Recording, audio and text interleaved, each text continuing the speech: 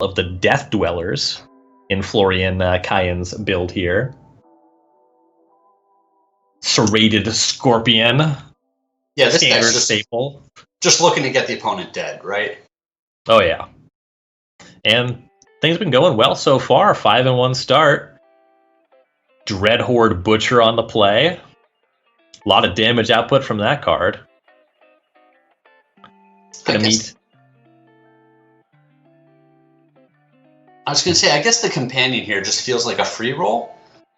But in general, I wonder if it's relevant enough of the time to be taking up that sideboard spot. Yeah, the Gigantha the Wellspring, now that you have to pay that 3-mana companion tax, you're wondering if you might like another tool in the sideboard.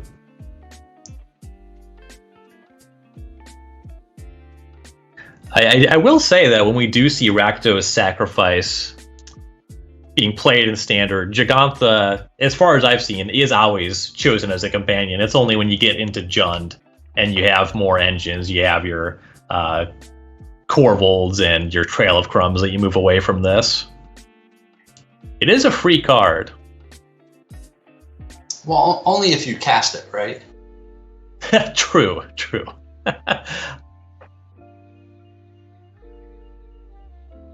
I just didn't know that you were one to scoff at a free card, Craig.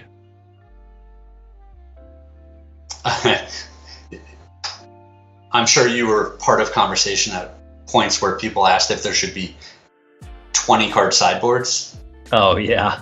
I always found that position, I'll say, laughable. Yeah, it seems a little absurd, but the idea that we're now just using a sideboard slot for a card that gets cast, I don't know, 1 in 20 games or something, like, it's almost like I want the 20 card sideboard person to talk with the 14 card sideboard person. Yes, yeah. I would like to be a fly on the wall for that conversation. Yeah. Right, Kayan just really putting the pedal to the floor here. We see Dreadhorde Butcher going up to 4 here, Priest of Forgotten Gods, and a Serrated Scorpion hanging out. Ghost Rider gets countered. That one might be back later. It's a big butcher at this point. Oh, yeah. And the Priest is just hanging out. It's no longer summoning sick. There is an activation on that ready. So there's just a lot of surprise damage here. Scorpion's good for 2. Butcher's good for 4. Priest is good for 2. You see Houle here cultivating a lot of mana. But where are they going to go? You do see 3 Ugin the Spirit Dragons. This is a Simic ramp deck, pretty similar to what Jim Davis is playing. Ugin would be great. Here is Uro. Is that one going to be enough? Uro's pretty strong here. I suppose life total is where they are. They're going up to 20 here. Yeah, keep the life total high. It's a card that kind of needs to be dealt with. Obviously, the Priest is there to take care of it, but that's just more time where, we're talking about how Ugin needs to come down and clean up this board. Uro is that nice buffer to give you that extra time. Draw some more cards, more life total, more lands. Does it all. Something for everyone. See a Temple Scrying bottom there. And we'll see what Kayan can do to get through this Uro. Plenty of stuff being held back in the end. Mayhem Devil, Cauldron Familiar, pretty solid holdings. At least very easy to turn this Priest of Forgotten Gods on and have a good combat this turn. Yeah, this hand actually has tons of reach, right? Like, it's not just about attacking the opponent. Yeah, no kidding. There's no Oven just yet to really loot through the familiars, but there's that Call the Death Dweller hanging out. You get a sacrifice stuff to this Priest. That means Mayhem Devil triggers. You see the Priest going off. Scorpion's getting in some points. That was 7 damage before combat here. Yeah, call it 8. It's pretty wild. We're still looking at that 4/4 Dreadhorde Butcher. Ooh, and Gigantha added to the hand. How do you like that, Craig? Here we go.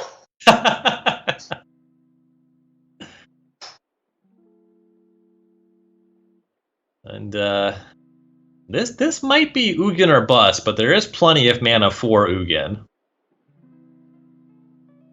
There goes Uro. That's 3 more life. Up to 11. And a Blast Zone put on the battlefield.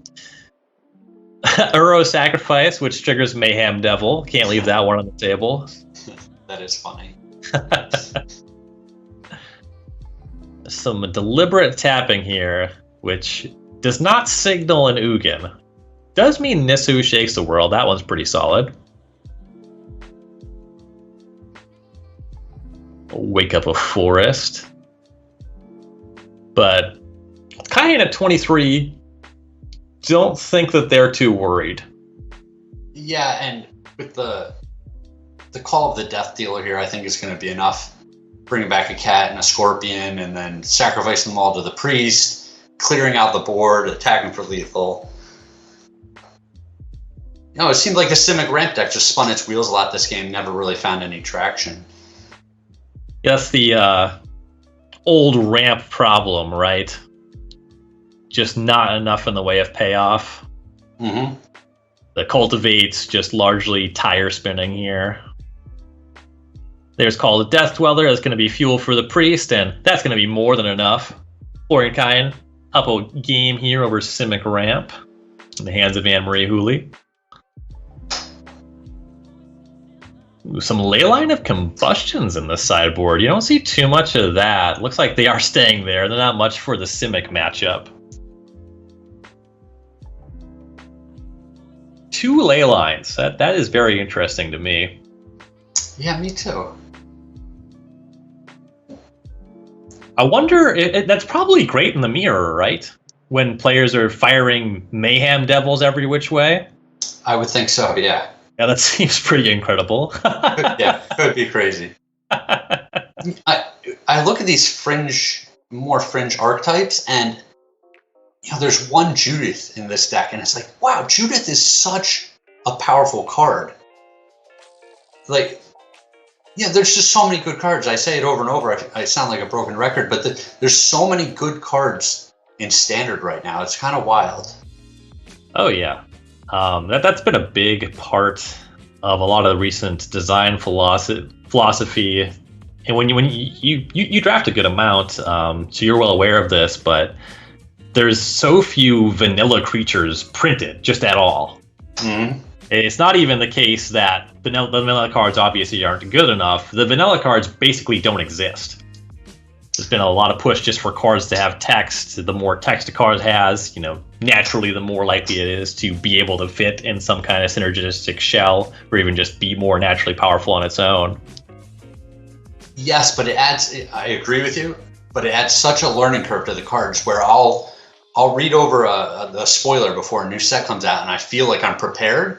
And then I play against the cards, and I inevitably make a mistake or do something wrong because there's just more text on so many cards. How many cards have you lost to an opposing Narset? Oh. An embarrassing number. It's best not to think about it. Yeah. Well, that's one of those things. You make the mistake, and you're like, I'm never going to make that mistake again. But I never want to remember this again either. Right. I end up just making the mistake again. Well, surely I won't do it a third time. What do you mean third time? That's the first time I made that mistake. I just keep making that mistake for the first time. Exactly. Arboreal Grazer to start. Speaking of powerful cards that we don't see as much as we used to.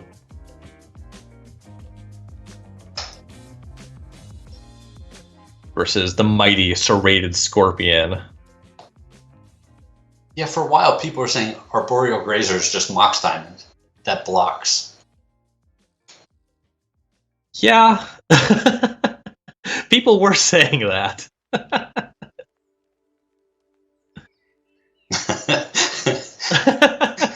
That's all the more I have on that topic. Yeah, I like you, Ryan, because we just report the news. You don't want to entertain anyone's little flawed axioms. Yeah, if it makes it easier for you to get your head around why people are playing it, whatever. It's not harmful to believe that this card is comparable to Mox Diamond.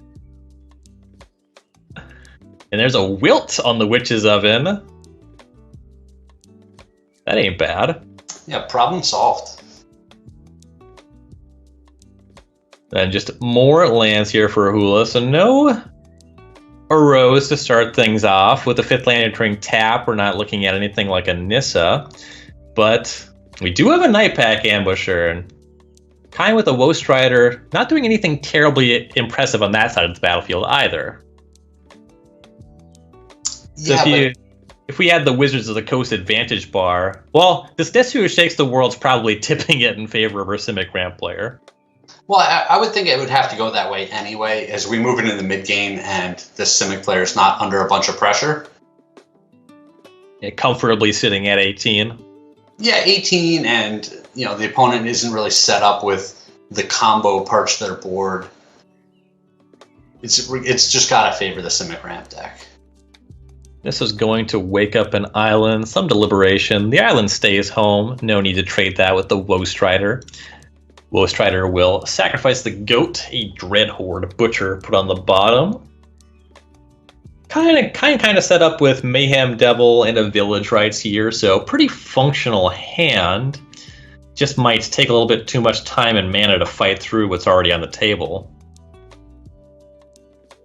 So there's Mayhem Devil number 1, taking a look at possibly casting Village Rites. So we're looking at Nissa now, making a second 3/3 going up to 7. Oh, jeez. I was gonna try to outline, what we can realistically do against this Ugin. Not much, if anything. Sure, Anne-Marie, give us a second here, all right? Yeah, Ugin would have been great even through a good portion of that first game. And in this game, when you're already kind of ahead, it just slams the door. Well, it's going to leave basically all of the threats on one side and none on the other. No kidding. A -3. It's going to sweep up these creatures. Unfortunately, going to tag the Grazer. Thank you for your service, Arboreal Grazer. Sorry, Mox Diamond. See, Mox Diamond wouldn't be destroyed by the Ugin. Thank you for that clarification. That's really the only problem with the comparison. Yeah, that's it.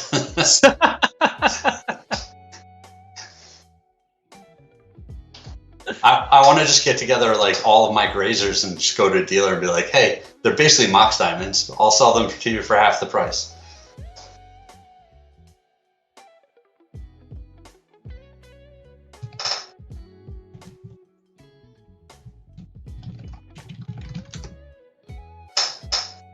There's a Castle Locthwain, a Mayhem Devil.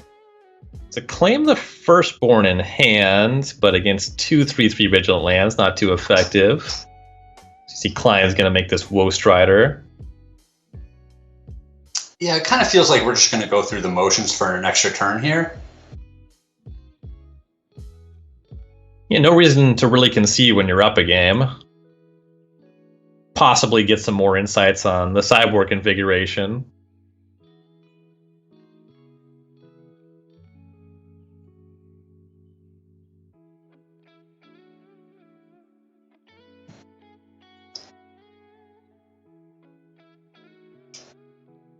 With this Night Pack Ambusher, we've seen Houle here just with a really nice hand and no reason not to commit these Planeswalkers. But at some point, even just hanging out and making wolves is going to be tough for Klein to deal with. It is a little funny that we saw the Ambusher come down and just never make a wolf. And it's been a blowout. 4 mana 4/4. Sign me up. Bunch of mana being generated. See a forest untapped. Second Ugin. Well, if 1 was good, why not 2?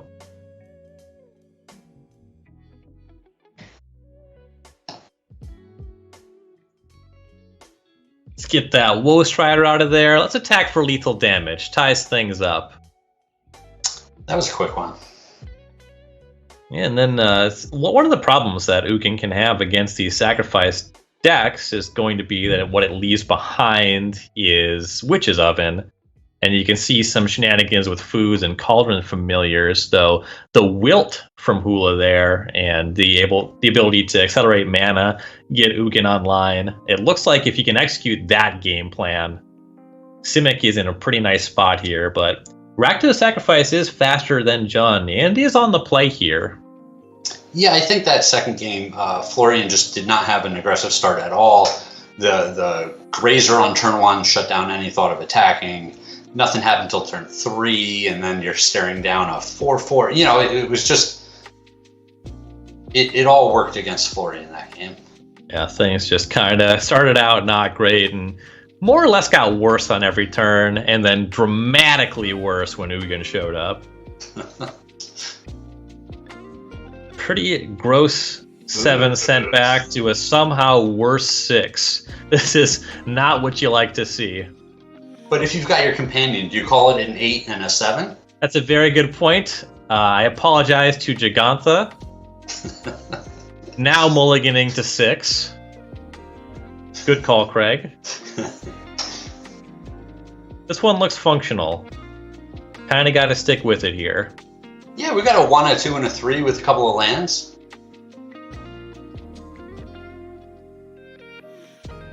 And a 5.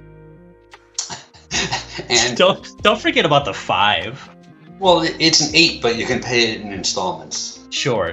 Yeah, it's a 4 and a 5 then. You know, a turn 4 and a turn 5. Jegantha just putting in work. Florian, changing the color of the pet on the board. You have a pet that you roll with?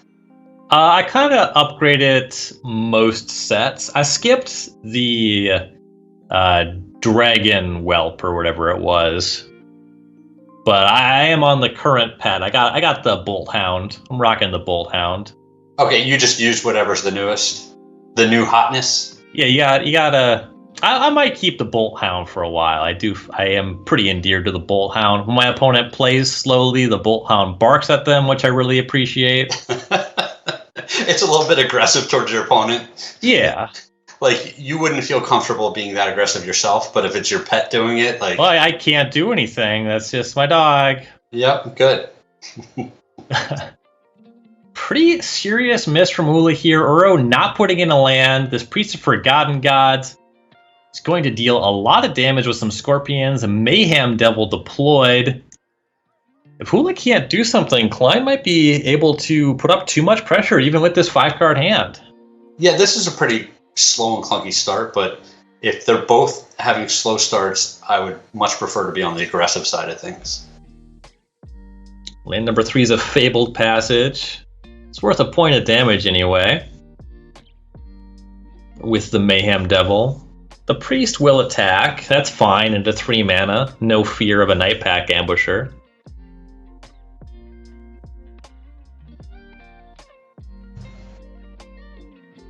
Yeah, the Fable Passage can be so awkward sometimes.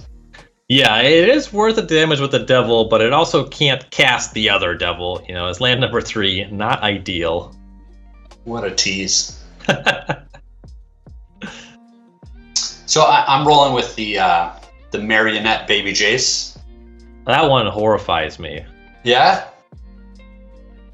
I mean, I don't want to yuck your yum, but... Oh, he's great. I mean, he's always excited to see me.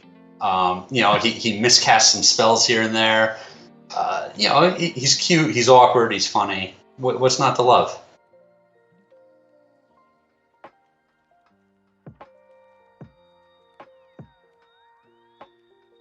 Arboreal Grazer and no second green. I gotta say, Houle probably doesn't love that. This Fabled Passage going upstairs. I don't know, man. I just can't... My mom always said, if you don't have anything nice to say, don't say anything. And I have no good thoughts about the Jace Marionette. Ryan, you have said so many things to me. Well, yeah, I try to take my mom's advice. I can't. I'm not perfect. Fair enough. So Ethergust is going to catch a Mayhem Devil with a fetch land with the Fabled Passage on the stack. Nice little trick there. You've probably seen this with Submerge and Legacy, but it's just as good in Standard. No way to put it on top. Oh, we got Jingantha? What? Gigantha put in the hand over to playing the Devil with this Serrated Scorpion. That's just a 5-drop. Yeah, it seems awkward getting that card instead of developing your board.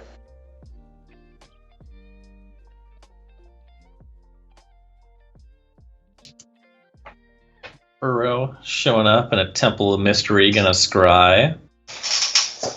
It's possible that you just want to save the Mayhem Devil in case you have, until you have a couple nice things to sack with your Priest and get in some good damage. Yes, it's possible, but I feel like you want that attacking your opponent for some damage, and if you have to activate your Priest, the Devil's already on the board to get that bonus damage out of, and taking the extra time when you're potentially facing down the Ugin clock just seems rough to me. Now, this is interesting. On turn, with the 5th land picked up, Klein is not even going to deploy the Gigantha. You see the Devil and a Cauldron Familiar that were picked up. That's going to clean up that Arboreal Grazer, get some damage in off the Devil sacrifices. And Houle to 6 here, and well shy of that Ugin you're alluding to. Just 5 lands on the battlefield. Yeah, it could be a Nissa turn. Yeah, Nissa could be a problem. Double green is online with that Temple. Looks like 6 cards in the graveyard. We know Uro is over there too. It could be an escape of that. Sure.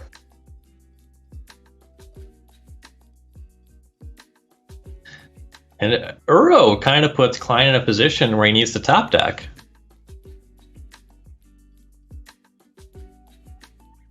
Yeah, I mean, the first Uro you can basically sacrifice your whole board to take care of, but...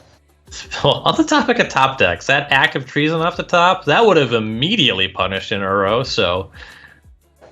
Suppose Houle happy to not have deployed that one, but we'll see what this 5-mana means in the face of just 4 damage already on the table. This is real awkward. Are you running into a Nightpack Ambusher? It's an attack with the Devil. There is the Nightpack Ambusher. Yeah, this attack seemed a little ambitious. You would rather just deploy Gigantha and hang out? Well, you can deploy Gigantha and then attack. Sure, then at least you could just sacrifice 2 creatures. Correct. Yeah, that makes sense. Ambusher eats the Devil. Gigantha deployed post-combat.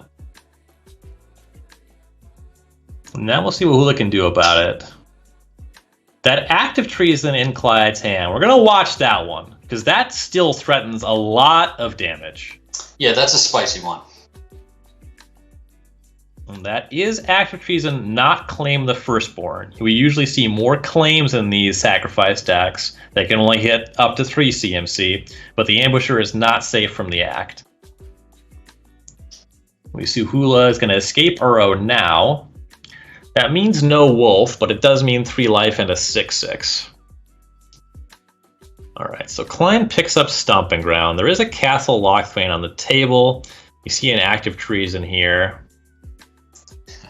Klein is at 27 life.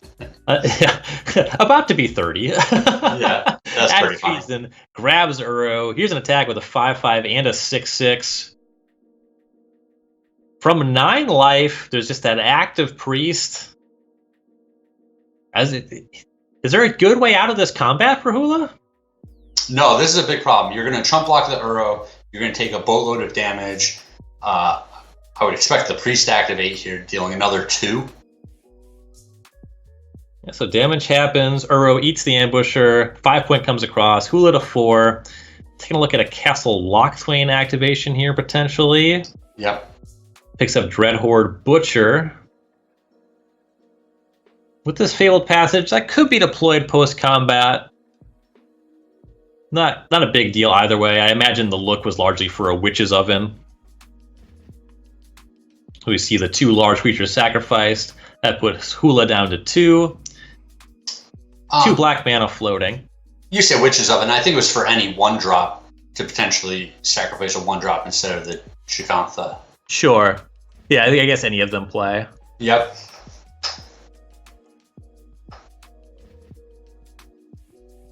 All right, from 2, again, still nowhere near Ugin mana, just hanging out on 5. That's 6, that's still too shy. Dreadhorde Butcher is just a problem. It's tough to deal with that one without it dealing you damage. And a second copy. Even more of a problem. And if this hits the battlefield, that means you have a lethal priest, and it eats 2 butchers that together are lethal.